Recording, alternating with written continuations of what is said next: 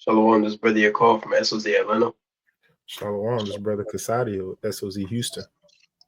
Coming at y'all with another milk video to the spirit.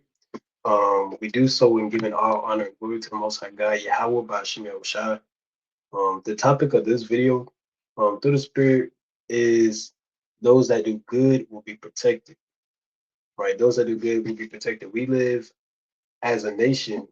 We can see ourselves and our people living under the curses. We see ourselves and our people living under certain circumstances that allow us to think that God is not for us. God is what kind of God would do this? What kind of God would put us in slavery? What kind of God? When you're out in the highways and byways, you hear all types of things, all types of excuses. But we are under the understanding that the Lord He works in ways of recompenses, right? So you do good, you get good, right? You do bad, you get bad. It's what the world will call karma, right? It's what the world may call equilibrium, balance. The God is a God of balance, right? And we could get that. But first and foremost, like I said, we give all honor and glory to the Most High God. I'm gonna get First Timothy chapter 1 and verse number 17 to kick it off.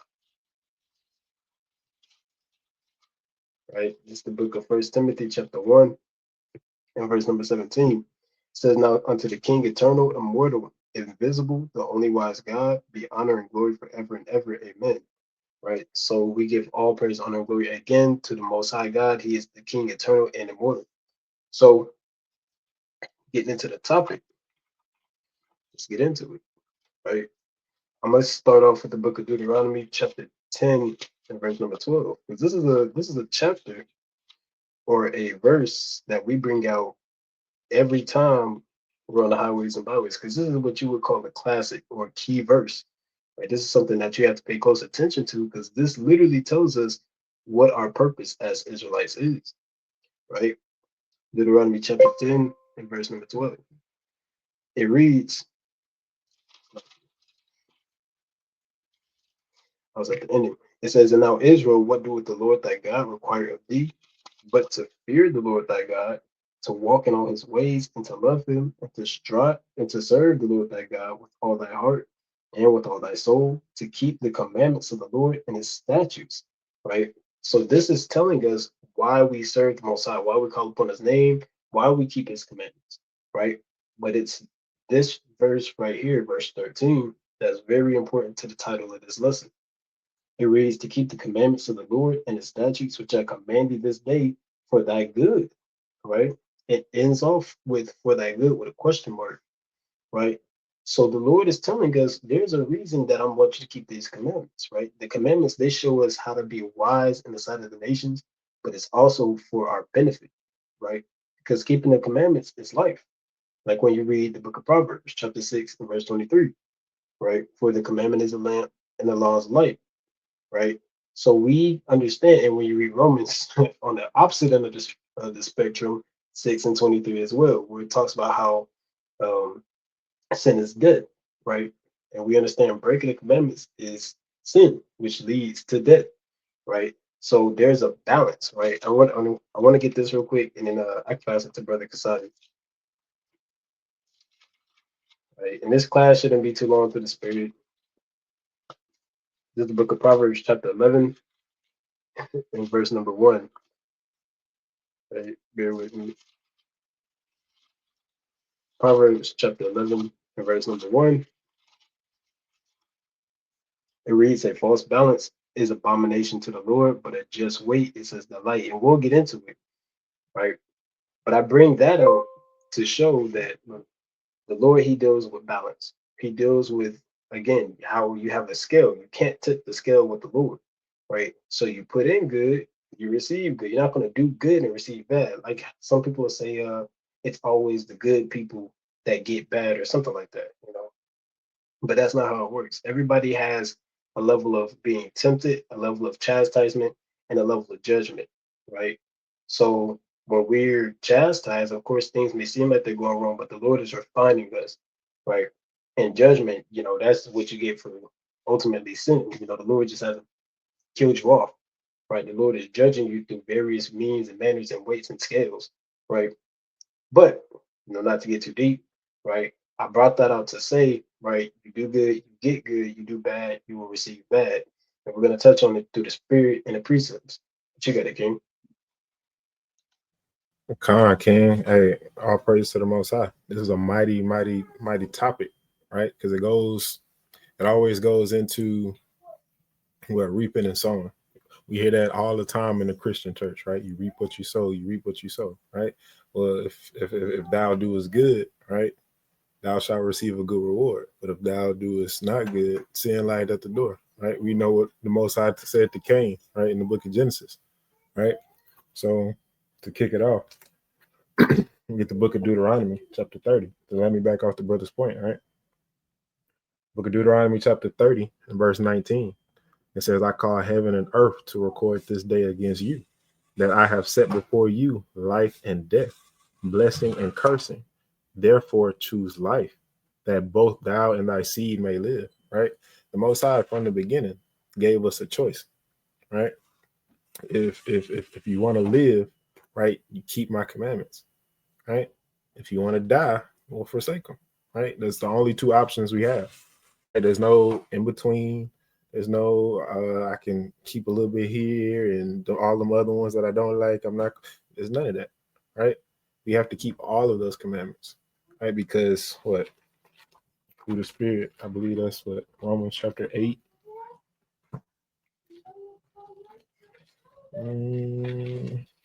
Let's see. Let's see.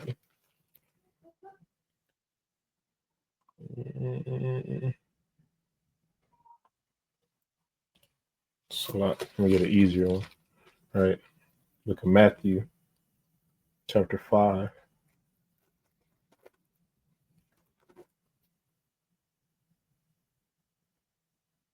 Going to verse number 19, right?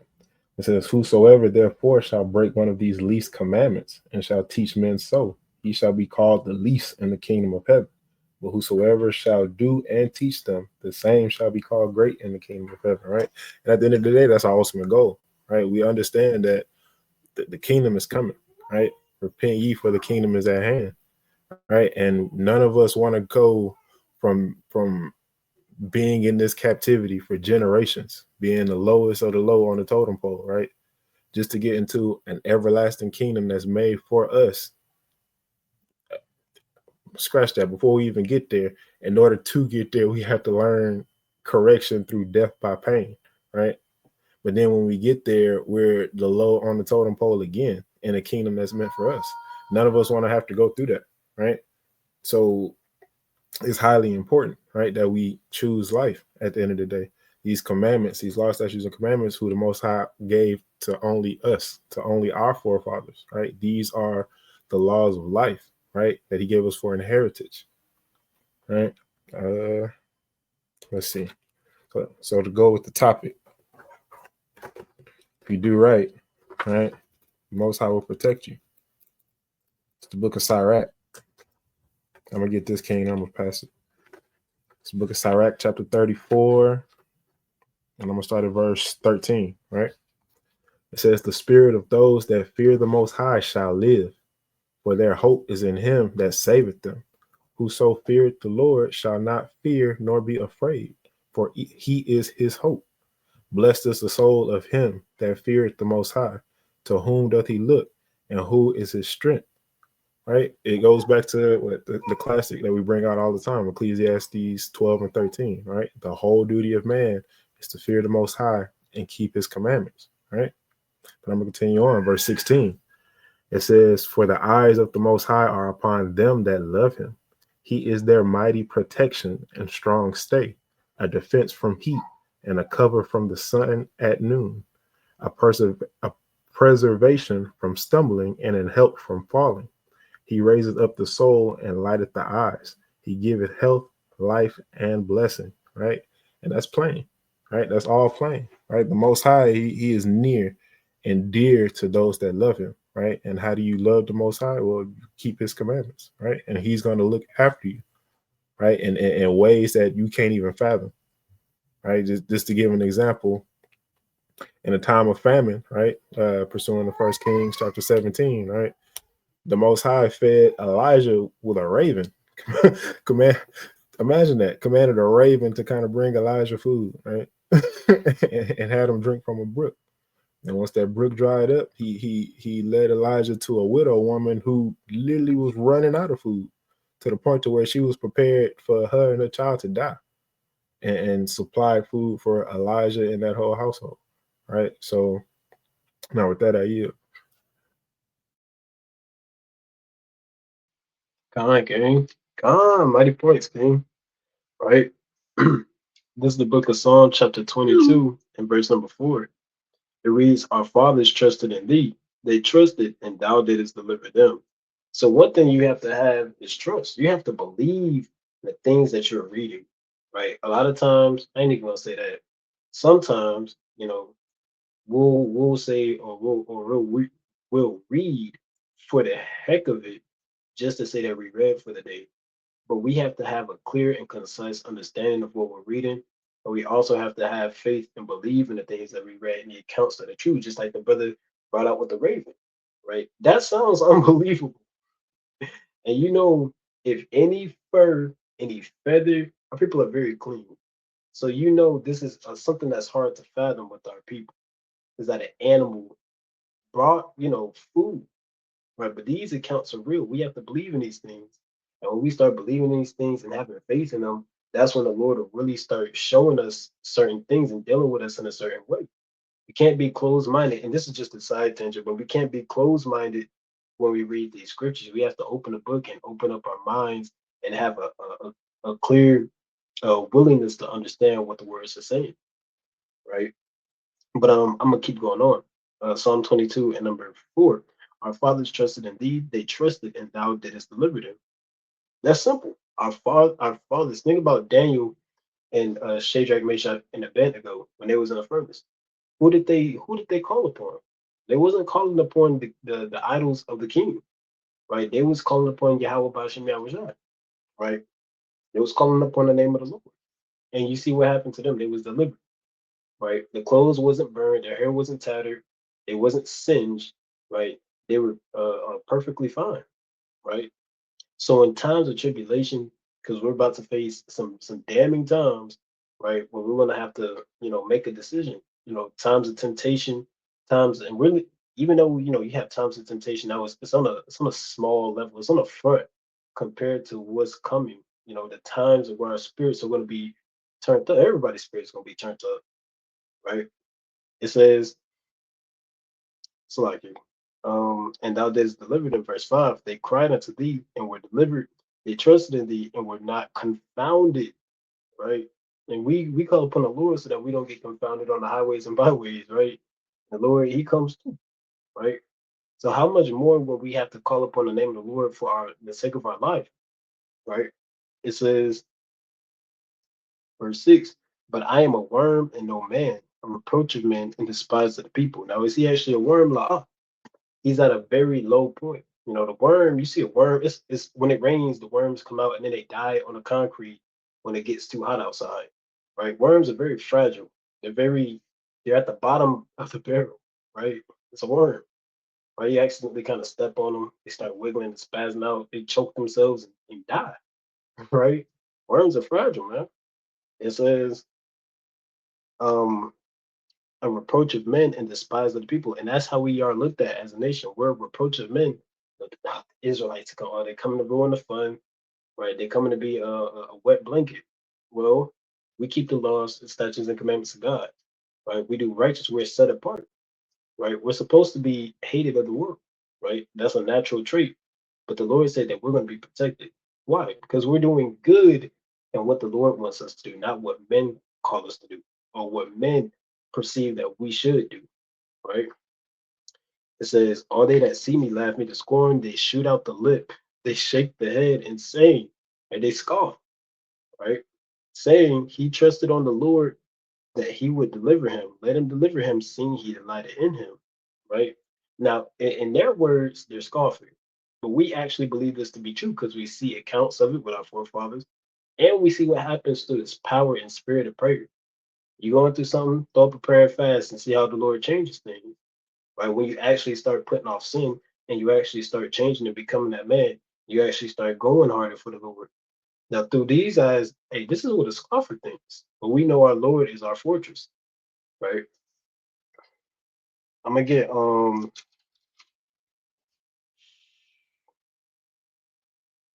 gonna get Wisdom of Solomon. I'm gonna jump around because time is going by, right? We already at 15. I'm gonna go around to Wisdom of Solomon 3 and 9. Wisdom of Solomon chapter 3 and 9, and it reads, "They that put their trust in him shall understand the truth." There we go. That's that word truth, right? And such as be faithful in love shall abide with him. For grace and mercy is to his saints, and he hath cared for his elect, right? And the Lord, the elect is not the whole world. The word elect is a set apart group, right? So the Lord has cared for his elect, right? Read that again. It says, "They that put their trust in him shall understand the truth," right? The law is truth, right? It tells you that, right? The law is righteousness, the law is truth, right? Read Deuteronomy 6 and 25, right? How the righteousness is keeping the law, right? And it tells you in the book of Psalms that the law is true, right? So it says, "They that put their trust in him shall understand the truth, and such as be faithful and love shall abide with them. For grace and mercy is to his saints, and he hath cared for his elect." Right. So those beautiful things like having the grace, having more time to get your spirit in check before the Lord returns. That's saved up and stocked up for the elect. That's not stocked up for bug outs who think smoking weed is gonna, is okay. Right. That's not stocked up for bug outs and who have an extremely off doctrine that's contrary to the words of the Bible. Right. Those things are for his men that he calls. Right. His men, his women, right, on a spiritual sense, right? Those that are doing well, what is doing well? That's keeping the commandments, loving your brother like you love yourself, right? It reads, Salaki, for grace and mercies to his saints, and he hath cared for his elect. I had to read it a third time. It says, "But the ungodly shall be punished according to their own imaginations, which have neglected the righteous and forsaken the Lord." So here the Lord is casting two lots. He has a lot for his elect, his the beloved, right? And then he has a cast a lot for the wicked, right? And you see, you don't want to fall on that side of the wicked, because it says, verse 10 again, "But the ungodly shall be punished according to their own imaginations." And we know, according to Job, right, the Lord, he exacts less than what we deserve. So if we go through hell in its truth, right, and that's the Lord giving us less than what we deserve, imagine, the Lord put us on the wide path that leads to destruction. Imagine how much worse it could have been, right? But again, the Lord reserves that grace and mercy for his elect, right? So just because you're going through something, right, that doesn't mean the Lord is not dealing with you. That might be the Lord chastising you or building you up or refining you as gold through the Spirit, right? But again, the Lord is protecting his saints, right?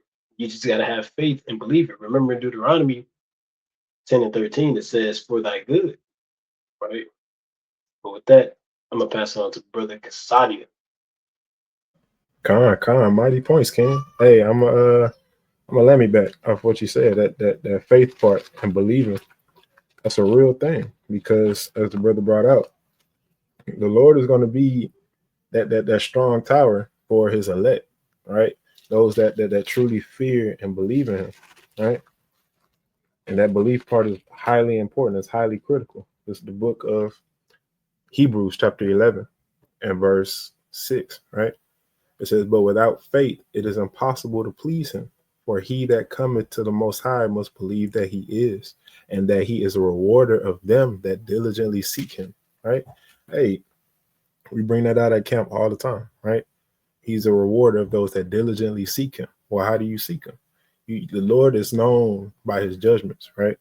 Pursuant to what the book of Psalm, chapter 9 and verse 16, right? He's known by his judgments, right? He's known by his righteousness, right? These laws, statutes, and commandments that he left for us, right? To teach us the ways of life, right? And as the brother was bringing out, it's like a flip side of a coin, right? You got one that's going to walk in that righteousness, right? That righteousness of keeping the will of the Most High God. And you have the flip side, you got those which is going to be the majority of people that are going to choose to do what they want to do, right? And there's harsh punishment coming for those people, right? The book of Proverbs, chapter 1, right? And the Lord, you got to understand the thing about the Most High is he loves his people, right? And he doesn't want to have to put harsh judgment on his people, but he's again, a false balance is abomination to the Most High God, right? He'll do you dirty if you turn your back on him, right? So here you go, real quick. It's the book of Proverbs, chapter 1 and verse 24. It says, "Because I have called and ye refused," right? That's very important. The Most High is calling, right? When you watch classes like these, when you are out and about and you come across a camp of brothers bringing out the word, or if you just hear something, right, coming out the scriptures, right, that's the Most High calling, right? And you have to make sure you're attentive to that ear, right? But the majority of our people, what does it say? It says, "Ye refused." It says, "I have stretched out my hand and no man regarded." It says, "But ye have set at naught all my counsel and would none of my reproof," right? The Most High God, he's going to constantly send chastisement, right? He's going to constantly send more likely a man of the Lord to kind of correct you and show you the right way, right? But you have to be attentive enough to take heed to that thing, right? And you have to be sincere enough to say, you know what? That's wisdom right there. That's wisdom from the Most High. I need to follow that, right? Verse 26, it says, I also will laugh at your calamity. I will mock when your fear cometh, right? And that's a bad way to be in, right? To have your father who loves you, right? Because you decided you wanted to do what you wanted to do and not what he told you to do, right? That same father that loves you is gonna laugh when you're getting cast down, when you're getting trodden down underfoot, when you're getting put to death by the sword, right? That same Most High God is gonna laugh at you. He's gonna laugh at your calamity. That's a very scary thing, right? If you really just sit and think about it, there's gonna be a lot of our people in that day, like the brother brought out. We're getting ready to come into perilous times, right? Real quick, so like you can. I know it's 22 minutes in, but I got you, right? It's the book of Jeremiah, chapter 30 and verse 7. It says, "Alas, for that day is great, so that none is like it. It is even the time of Jacob's trouble, but he shall be saved out of it," right? And who is that he, right? Obviously Jacob, obviously Israel, right? But pursuing to Zechariah chapter 13 and verse 8, we understand that that's only 1/3 of Israel, right? The other 2/3, along with all the rest of the wicked, they're gonna be put to death. And it's as plain as that, right? Going back to Proverbs chapter 1 and verse 27. It says, "When your fear cometh as desolation, and your destruction cometh as a whirlwind, when distress and anguish cometh upon you, then shall they call upon me, but I will not answer. They shall seek me early, but they shall not find me." Right? That's even scarier, right? Not only is the Most High laughing at you, but now that you're getting whips put on your back, so to speak, right? You want to try to call on the Most High now, right? You want to try to seek him now, right? When he's had his hand stretched out, trying to call his people back on, right? It says, "For they hated knowledge and did not choose the fear of the Most High," right? Hosea 4 and 6, right? Our people are destroyed for lack of knowledge. That 4 and 16. So 4 and 6. 4 and 6, come on, right? Our people are destroyed for a lack of knowledge, right? And we're sitting here constantly rejecting it, right? It says, "They would none of my counsel, they despised all my reproof. Therefore shall they eat of the fruit of their own way and fill with their own device," right? Hey, okay. Again, these people are doing what they want to do, right?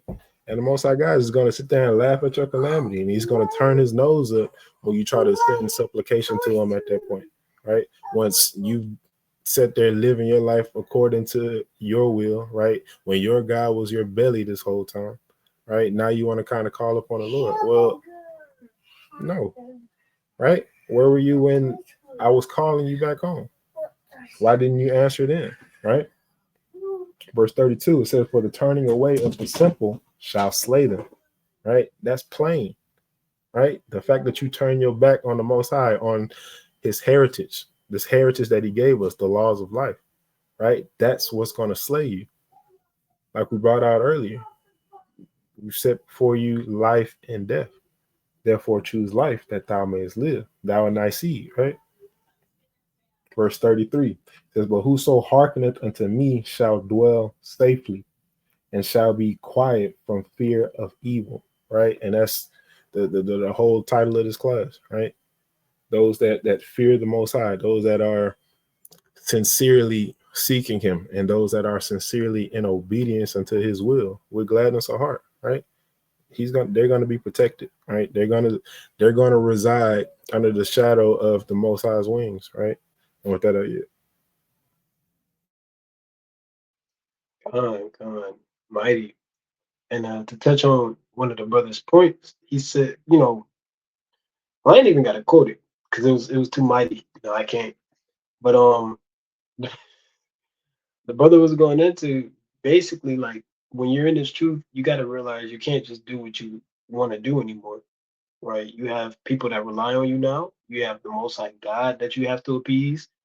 You have duties outside of your own what's the word one, and that's something that people can't fathom as, oh, what do you mean I can't do so and so? What do you, well, what kind of God would want to, well, I thought we had free will. No, you literally, you come into this truth and you have to have a sense of, um, what's the word? It starts with a discipline, right? You have to have a sense of a higher discipline at an all time high to know that you can't do whatever you feel like, whatever comes across your mind. Because ultimately, these are temptations and these are demons, right? And that's something you have to learn early on in the truth is isn't it becomes less about you and more about serving the most high God and his people, right? And you doing that, you having that type of mindset will cause you to, it's easier to keep the commandments now.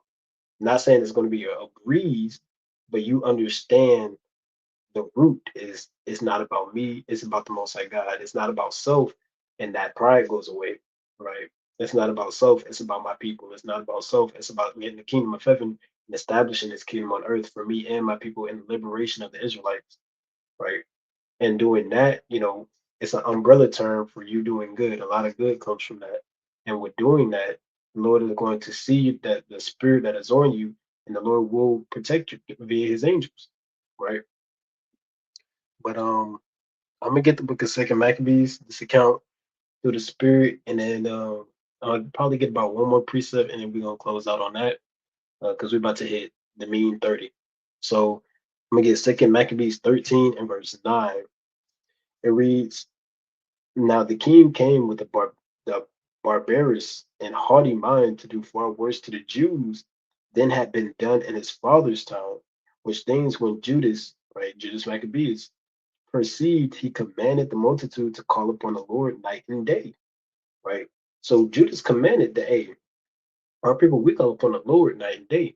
You know, it was more than, you got brothers, they set alarms on their phones every hour. You got to pray. Right. They was calling upon the Lord night and day. Right. It says that if ever at any other time he would now also help them, being at the point to be put from their law, from their country, and from the holy temple, and that he would not suffer the people that had even now been but a little refreshed to be in subjection to the blasphemous nations, right? And we see accounts like this when we read like the book of Esther, right? How our nation had to band together to cry out to the Lord, right? We see this like in the book of Jonah, right? When we had to pray and we had to fast and we had to cry out to the Lord, that He protects our people. Well, you don't get protection just willy nilly, and you think the Lord is a genie, and you in your apartment and you there's somebody's trying to break in your apartment. And that's when you call upon God. Well, it's too late, right? Should have been doing, what you should have been doing, right? Don't wait till the last minute to call upon God when all hell is breaking loose. Because we see in this account, right, it was going down, right? Right? We see in the book of Esther, not Ezra, Esther, right? It was going down, right? To where the lives of the Jews, right, the lives of the Israelites was being sought to be killed by somebody high in power. And don't think that just that spirit just left the earth. No, this is coming back, right? These higher ups, the elites, these families, they know, our legacy. They know our what we have, what we do it for, right? They know the Israelites. They know everything that we stand for, right? So don't think that spirit of having a not a higher power, but somebody in a position of power that they can't, put things in order to have the Israelites eradicated, because that spirit is coming back on the earth, right? But it reads, just to tie this all in, right? It reads verse 11 and verse 12. So when they had, so when they had all done this together, right, and besought the merciful Lord with weeping and fasting, and laying flat upon the ground 3 days long. Judas, having exhorted them, commanded they should be in a readiness. And Judas, being apart with the elders, determined before the king's host should enter into Judea and get the city to go forth and try the matter in a fight by the help of the Lord. So when he had committed all to the Creator of the world and exhorted his soldiers to fight manfully, even unto death, for the laws, the temple, the city, the country, and the commonwealth he encamped by motive, right? So that was a mouthful. It says for the laws, right? We read that we fight for our lives and our laws, right? In the book of the Maccabees, right? So these are things that not only are tradition, our culture, but this is important to the Most High that we fight for what's good. When we fight for what's good, that's when the Most High comes to protect us, right? When we stand up in the face of adversity at camp, right, we're fighting the good fight, right? We do that for the Lord and His people, right? And we always see, right, without fail, usually, right, if we're all in the right spirit, that the Lord He encompasses us with His angels and protects us, right? There's nothing that man can do that the Most High can't disassemble. So we see that the Lord He has a protection again over His saints, right? Like I read earlier, it says He has a care for His elect. Now, I'm not, do we know who the elect is? No, but we see that the Lord has a care for certain individuals and has protected us through tribulations, right? Verse 15. I'm almost done. And having given the watchmen, slot the watchword to them that were about him, victories of God with the most valiant and choice young men, he went into the king's tent by night and slew in the camp about 4,000 men, and with the chiefest of the elephants and all that were upon them. And at the very last, they filled the camp with fear and tumult and departed with good success. Right? This was done in a break of the day because the protection of the Lord did help him. We received protection of the Lord because we cried out, because we sought to do good in the sight of the Lord, right? You have some people, they have ulterior motives when they seek out the Lord, right? They want to seek out the Lord for fame, for money, for fortune, for, to show off their talent, right? To get, women, whatever the case may be, right? A lot of our people, they seek out the Lord for ulterior motives, especially the pastors of our nation. But we sought out the Lord. It literally said for our lives, the commonwealth of the people, right? To see our people doing better, right? To see us keeping the law and striving to do right by the Lord, right? When you move in that type of spirit, the Lord is more willing to help you out because He sees your heart is in the right place, right? And I'm gonna land on this, and then I'll let the brother close out, right? I got Second Thessalonians 1 and 6. This is something I like to bring out quite often as a reminder as to why we continue to fight the good fight. This is Second Thessalonians 1 and 6. Seeing it is a righteous thing with God to recompense tribulation to them that trouble you. So of course, we all as Israel as a nation, we all have something that we battle. We go through tribulations, right? But seeing it is a righteous thing with the Most High to recompense tribulation to those that trouble you, right? You feel sorrow of heart, you feel this way, that way. and the nations they'll come and kick you when you're down. Listen, it's a righteous recompense with the Lord when He puts these. I ain't gonna say put these nations to death, but hey, when the Lord, puts judgment onto these nations, right? Because they troubled you. Because you got to remember, us as Israelites, we're the children of the Most High God. We're next in the heir. We're the only inheritance. We are the heir to the throne, right? So the Lord, of course, He's going to look out for us, especially seeing that we're of little to no power at this point. The power that we have is of the Most High, is spiritual, not carnal, right?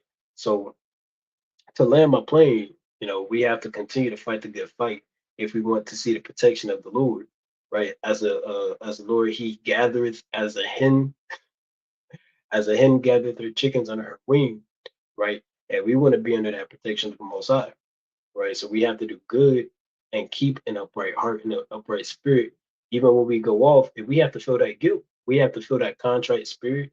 We have to feel, what's the word? A hatred towards the evil that we committed, and that'll allow us to turn from that sin and you know revile what we did, right? And that's going to keep our heart upright, right? But you got it, King. King, hey, you made so many points. I kind of want to land me back on, but for the sake of time, man, yeah, I'm not gonna do that. I'm It's not on you, gonna do King. that. It's on you. You got it. Like you said, man, you want to have that contrite heart, that contrite spirit, because that's gonna keep you upright. Not only that, right? The Lord sees that, and He has respect unto that, right? And He knows that you are sincere about wanting to serve Him and do His will, right? It's the book of Psalm, chapter 34, and verse 18. It says, "The Most High is nigh unto them that are of a broken heart, and saveth such as be of a contrite spirit."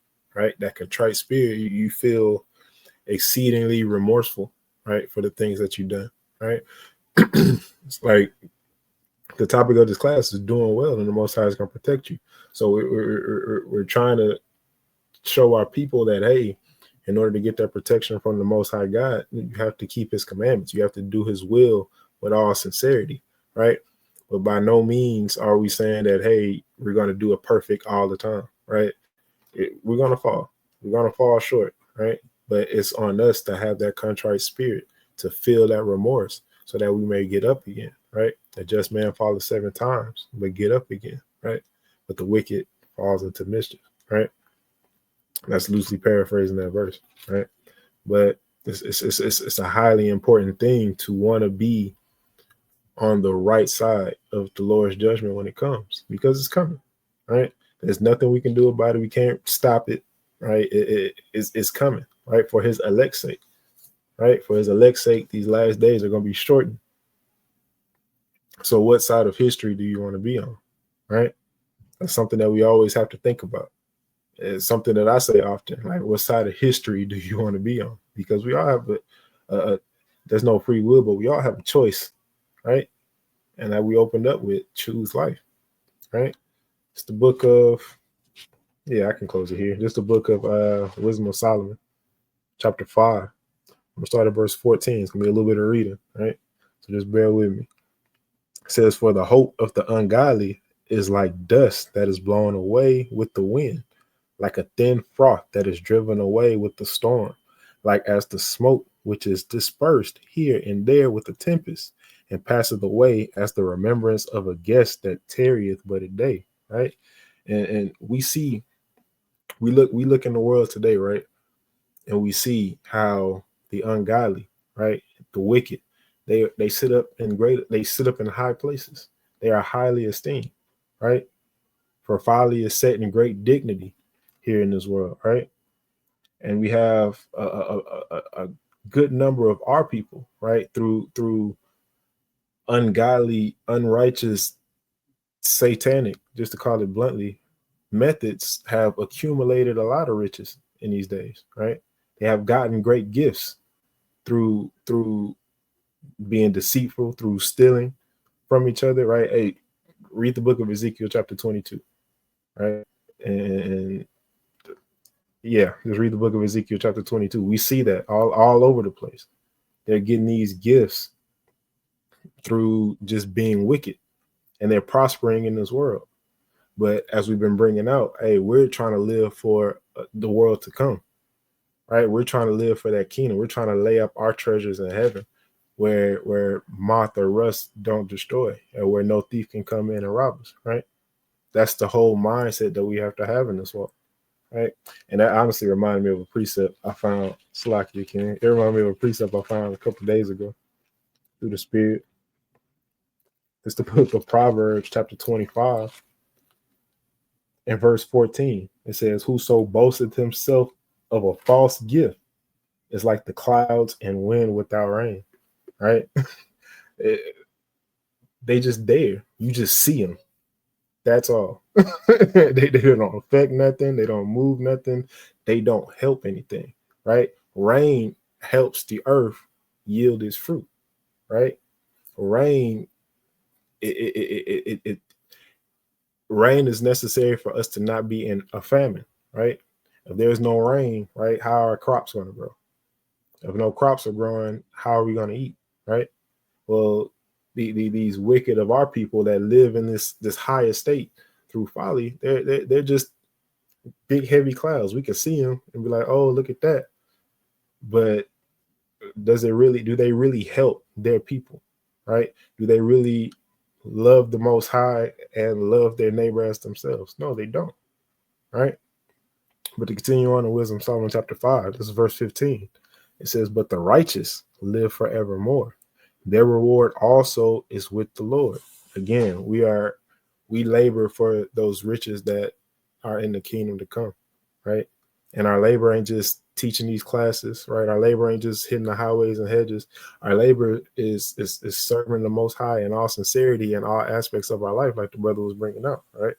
How we raise our families, right? How we treat each other as brothers and sisters, right? How we walk as with our light shining in this dark world, right? It says, "And the care of them is with the Most High. Therefore shall they receive a glorious kingdom and a beautiful crown from the Lord's hand. For with his right hand shall he cover them, and with his arm shall he protect them.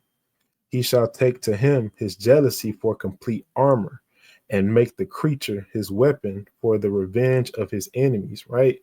Hey, literally, that's the complete opposite of what you can expect if you live in, if you walking in wickedness. Right? All that wrath that's gonna come. Right? It can either hit you or it can surround you as your armor. Literally. Right? Verse 18: "He shall put on righteousness as a breastplate, and true judgment instead of a helmet. He shall take holiness for an invincible shield.